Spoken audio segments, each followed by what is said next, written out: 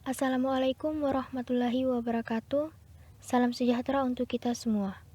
Yang terhormat Bapak Sopian selaku dosen mata kuliah pengantar sosiologi, serta teman-teman kelas ilmu administrasi negara A yang berbahagia. Puji syukur kita panjatkan kehadirat Tuhan Yang Maha Esa, karena atas rahmat berupa kesehatan sehingga kita bisa melaksanakan presentasi pada kesempatan kali ini. Saya ingin mengucapkan terima kasih atas kesempatan yang telah diberikan kepada kami.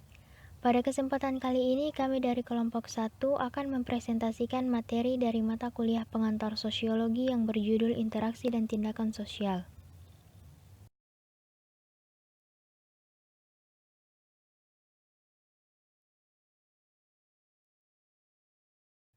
Sebelum kelompok kami lanjut untuk memaparkan materi, izinkan saya untuk memperkenalkan anggota dari kelompok 1 yang pertama, yaitu saya sendiri Salsabila, yang kedua Makfira Isnaini Bahar, yang ketiga Sulfira, yang keempat Andi Nur Khadijah, yang kelima Dian Marcelina M. Betoan, dan yang keenam Zulfikar Takwim.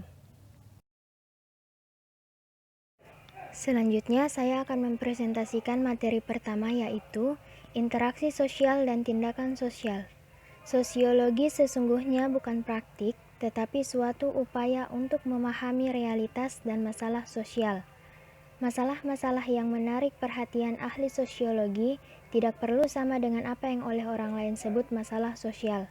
Berbeda dengan pengertian masalah sosial yang lebih banyak dipahami orang awam atau kaum birokrat sebagai suatu yang tidak beres dalam masyarakat, ahli sosiologi mengartikan masalah sosial sebagai masalah sosiologi yang terjadi dalam hubungannya dengan interaksi dan tindakan sosial warga masyarakat. Dengan demikian, masalah sosiologis bukanlah semata-mata mengapa suatu tidak beres dari kacamata orang awam atau kaum birokrat, akan tetapi persoalan bagaimana seluruh sistem bekerja, apa yang menjadi presuposisinya, dan bagaimana semuanya diikat menjadi satu. Untuk materi selanjutnya akan disampaikan oleh Makfira Isnaini Bahar. Kepada saudari saya persilahkan. Selanjutnya, saya Makfira Isnaini Bahar akan melanjutkan materi mengenai interaksi sosial dan simbol. Secara teoritis, sekurang-kurangnya ada dua syarat bagi terjadinya suatu interaksi sosial, yaitu terjadinya kontak sosial dan komunikasi. Terjadinya suatu kontak sosial tidak semata-mata tergantung dari tindakan, tetapi juga tergantung kepada adanya tanggapan terhadap tindakan tersebut. Sedangkan aspek terpenting dari komunikasi adalah bila seseorang memberikan tafsiran pada sesuatu atau perilaku orang lain. Baik, selanjutnya saya Zulfikar Takwim akan melanjutkan materi mengenai komunikasi melalui cara-cara sederhana adalah bentuk paling dan yang paling pokok dalam komunikasi, tetapi pada masyarakat manusia dalam isyarat komunikasi yang dipakai tidaklah terbatas pada bentuk komunikasi ini. Hal ini disebabkan karena manusia mampu menjadi objek untuk dirinya sendiri dan juga sebagai subjek yang bertindak dan melihat tindakan-tindakannya seperti orang lain dapat melihatnya. Dengan kata lain, manusia dapat membayangkan dirinya secara sadar dalam perilakunya dari sudut pandang orang lain. Sebagai akibatnya, mereka dapat mengkonsentrasikan perilakunya dengan sengaja untuk membangkitkan tipe respon tertentu dari orang lain. Johnson 1986-11. Selanjutnya saya Sulfira akan melanjutkan materi tentang karakteristik khusus dari komunikasi manusia, di mana karakteristik khusus dari komunikasi manusia adalah mereka tidak terbatas hanya menggunakan isyarat-isyarat fisik, sebagaimana halnya dilakukan binatang di dalam berkomunikasi. Manusia menggunakan kata-kata, yakni simbol-simbol suara yang mengandung arti bersama dan bersifat standar.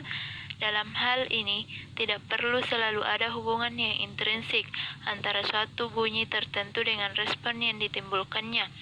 Simbol di sini berbeda dengan tanda. Makna sebuah tanda biasanya identik dengan bentuk fisiknya dan dapat ditangkap dengan panca indera, sedangkan simbol bisa abstrak menurut Karp dan Yols. Simbol-simbol yang mengarahkan tanggapan-tanggapan kita, membantu mempersatukan atau mengkonsepsikan aspek-aspek dunia, menurut Sunarto 1985-100-101. Baik, selanjutnya saya Andi Nur Hadijah akan memaparkan materi tentang jenis tindakan sosial. Menurut Max Weber, metode yang bisa dipergunakan untuk memahami arti-arti subjektif tindakan sosial seseorang adalah dengan Verstehen.